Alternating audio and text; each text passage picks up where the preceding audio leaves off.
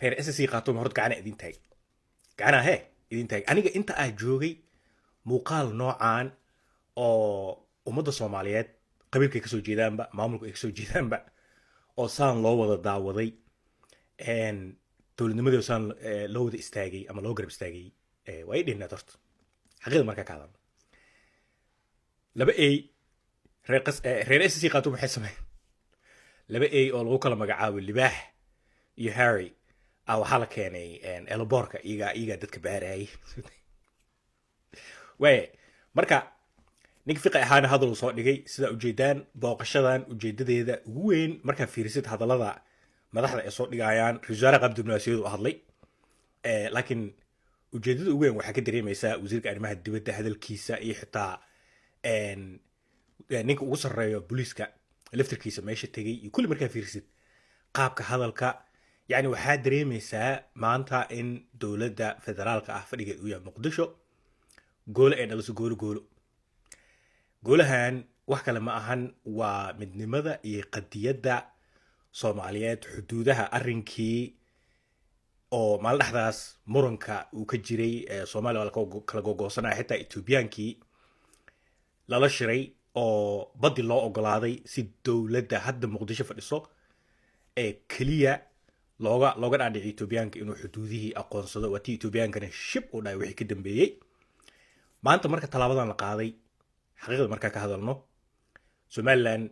jawaab ka bixiskii laga sugayay reer Somaliland ee ka sugayeen horta Somaliland kama soo yeerin soo yeerin tusaaluna waa idin wada waxaa muhiim ah in ogaataan dhanka waqooyi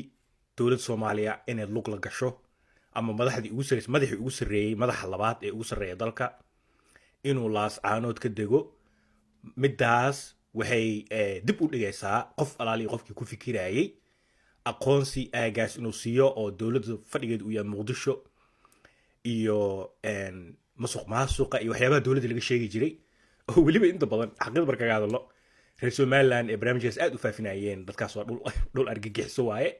xitaa maalmaha waxa soo shacbay mid kamid ah ajendaha reer Somaliland wuxuu ahay shiinaaskii afaraha kula jiro reer Muqdisho Mareykanna waxay isleeyihiin shiinaasu necib yahay marka sidaas awgeed shiinaaska Mareykanku wuxuu la soo safan doonaa dhaga Somaliland Mareykanka waxaas ma cuno ninka Mareykan Allah wiliga ha aaminin aniga had ku leh waxa tusaale kaaga filan Mareykanka saaxiib lilay wuxuu leeyahay tusaale ahaan Taiwan waa dhul lagu murunsiyaa soo ogtihiin oo shiina rabo inuu dib u qaato oo maalmahan oo dhan go'doon uu ku hayo dhulkaas Mareykanka wuu diiday inuu dal u aqoonsado Taiwan dal uma aqoonsano Mareykanka wuxuu ogyahay in dhul lagu murunsan yahay uu yahay wuxuu kale ogyahay in shiinaaska uusan arigaas aqbalin uu dagaal ka xigo ayuu ogyahay fiiriya meeshan joogadaana waa inaad infaansiyo sidaas awgeed Mareykan hadda koor tusaale ahaan sanadka 2022 wafdi Mareykan ah oo waliba kuwa golaha Congress-ka isugu jiro waxay ka degeen Taiwan jawaab culus ayuu ka bixiyay ninka shiinaaska ah diyaaradaha noocooda ugu casrisan ayuu kiciyay maraakiibta kuwooda gantaalada ku rakabayeen ayaa lagu hareeriyay jasiiradii oo dhan muxuu shiinaaska intaas tusaaya kama kaftano arrinkaas marka imaanaysiin waa inaa annagana soo martaano shiinaaskii Mareykan dib u boodi booqashadii waxa ku xigtay raaligelin iyo afaraas madaxweynaha Hindiya Rasaaraha Hindiya wuxuu booqday meel lagu murunsan yahay Pakistan Hindiya ay ku murunsan yihiin Kashmir dhulka loo yaqaan waa ogtiin idinka dhulku murunsan yahay hadda koor madaxweynaha Rasaaraha hadda joogo qayb ka mid ah uu tagay Pakistan waxay kiciyaan diyaarado casri ah adiga waxa waaye dhul lagu murunsan yahay haddii qof madax ay u tago jawaabta aad ka bixisid ayuu adduunka fiirinaya jookadan fahma reer Somaliland saaka cambaareen waxa ahayn horta lama hayo cambaareen waxa ahayn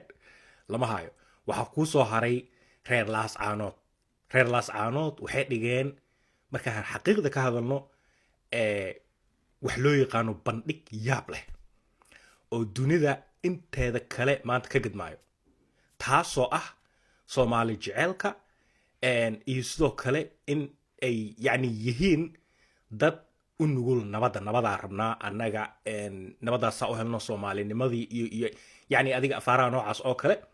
iyo sida loo soo dhaweeyay Rasaaraha iyo muuqaalka qurux badan maanta reer Laascaanood waxay noqdeen maamul goboleed ka kormaray kule dowlad inay maamul goboleed oo aqoonsata anima ogoli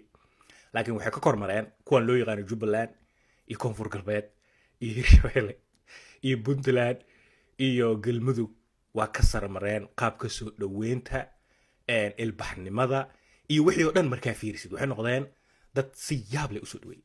sheekadan hadda idaacadaha soomaaliya telefishinada soomaaliya wadwado waxaa berri dambo iyo isbuuc soo socdo dhan ka hadli doona saxaafadda caalamka kii aljazeera meesha maanta dhex joogay kuwii kale saxaafadda caalamka sida kuwa loo yaqaan Reuters iyo AP ayagana meesha kuwa BBC xitaa meesha joogeen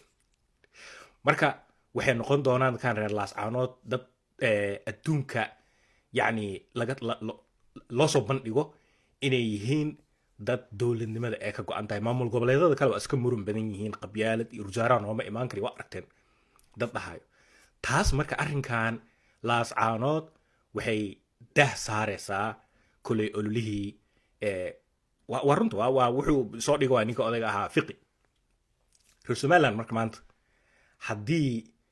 xaqiiqda laga hadlo hal jawaab keliya oo u banaaneed mana aysan samayn ma aqan inay beri samayn doonaan jawaabtaas oo cudud military iyo dhoolatus military inay sameeyaan iyo afaara noocaas oo kale dad yacni oo ku adag dhulkaas yacni inay muujiyaan ma dhicin sheekada cambaareen aw maraykan iyo shiinees iyo ruush new adduunkan su u shaqeeya mataqaaniin mi adig maraykan iyo ruush iyaga cudud keliya yaqaanaan iyo awood iyo xoog keliya ayay yaqaanaan taas markaa wax kusoo dhacsatid ee ku aqoonsanaya tii maanta ma dhicin marka dhankan waxay u muuqataa adduunka dhankan iyo SSC inuu soo maraayo ayay u muuqataa wax alaali iyo wixii dadkaas reer qaatume ay rabaan qiiqa markaa kaadna Etoobiyaanka ugu dhow aniga noogu dhow xuduudka noo saaran oo kibir iyo santaag iyo waxay u muuqataa dhankaas ciddaas inay aqbalayaan waxyaabaha ay rabaan